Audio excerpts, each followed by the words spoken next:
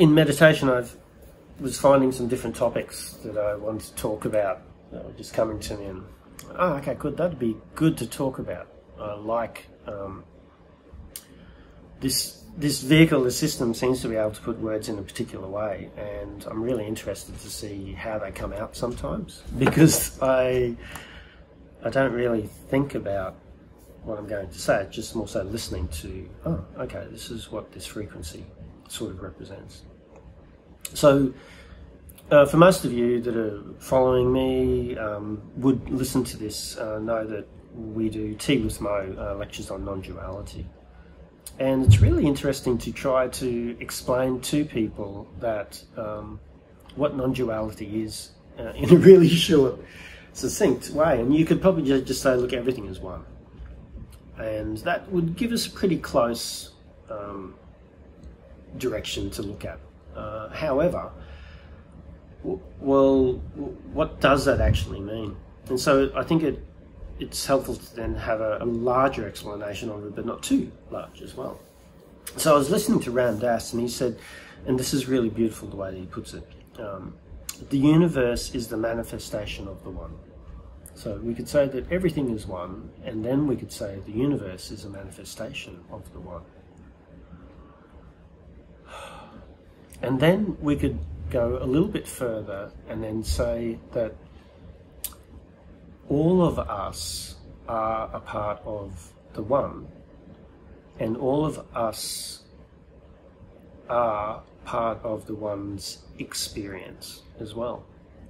So then it could point us to this comment that we are God realizing itself. So that might be quite activating for some people, especially within particular religious belief systems. However, from a non-dual lens, it's a series of words that are pointing you to consider that the Creator, the one that has created everything, has it from a particular perspective, so it can have an experience. And the experience is its own experience as it experiences itself through the many ones that we are. And that's not just humans, that's just that's animals, that's plants, it's everything. And that's its experience. So when we say the universe is the manifestation of the one, so the universe sort of gives us this perspective of going, oh, okay, well, I can see that everything in the universe, not that I can see everything in the universe, but I can see that there's lots of stuff and it's part of the one thing because we call it the universe. And that can sort of give the mind something to point at.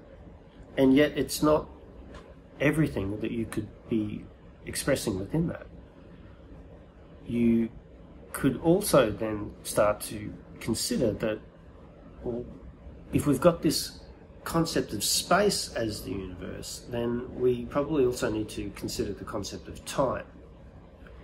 And so from a non-dual lens, time, we can't say that time is an illusion. Well, we can say time is an illusion. We can say that. And we can't, and I don't know if we can say that time isn't real, because I think that time is I think it's a parameter of what this time and space represents for us.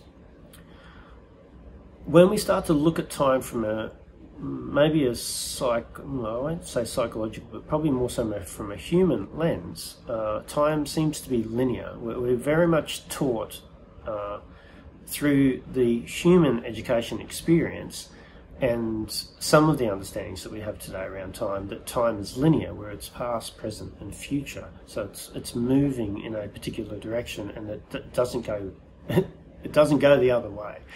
And it's very is it one-dimensional, two-dimensional? Yeah, it's very at least two-dimensional. It's going in that direction. So when we look at it from a non-dual lens, then time is happening both linear and simultaneous. So now it has a different dimension that's happening, and that linearity and the simultaneosity brought together create this, in a sense, like a vortex of now. And does it come into just one point, or is it like a spiraling vortex? I don't know. But it brings everything into a moment called now, because the one thing that we can really only ever know is now. It's not that I get taken out of the now, it's more so, what am I inviting into the now? What am I inviting as my creation of the now?